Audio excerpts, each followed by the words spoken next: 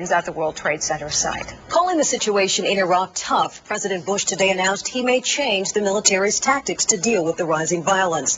October right now is on track to be the deadliest month for U.S. troops in Iraq in 2 years. So far, 74 soldiers have been killed. Fox 5's Patrick McGrath joins us now with more on President's new plan. Pat? Sean, President Bush has said repeatedly that U.S. and coalition troops will begin standing down in Iraq when Iraqis are trained and ready to stand up. That was supposed to be the case in Amara. British troops turned the city over to the Iraqis in August, thinking Iraqis were ready to stand up. But today, they weren't. The battle began last night, and by daytime, 800 black-clad militia members had taken control of the city of Amara in southern Iraq. The Mahdi militia fighters took over 3 police stations, blew them up, and started other fires. Iraqi police, who had been in charge of the city since August, fled under the onslaught. Fires from torched cars burned for hours, and civilians were warned to stay in their homes. Defense Secretary Donald Rumsfeld downplayed the significance of the attack. It is never going to be a straight, smooth, steady path. And this may happen in the future. And then you fix it and then pass it back again.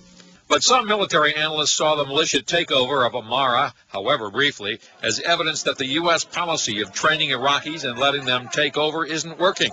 But Rumsfeld disagreed. That might even not be a misjudgment. It might be because the enemy said, well, fair enough. They've passed that over to the Iraqi forces. Let's focus on that, increase the effort against them, and see if we can't take it away from them, and so that the press of the world will notice that we've taken it away. They're smart, the enemy. They've got brains, and they use it.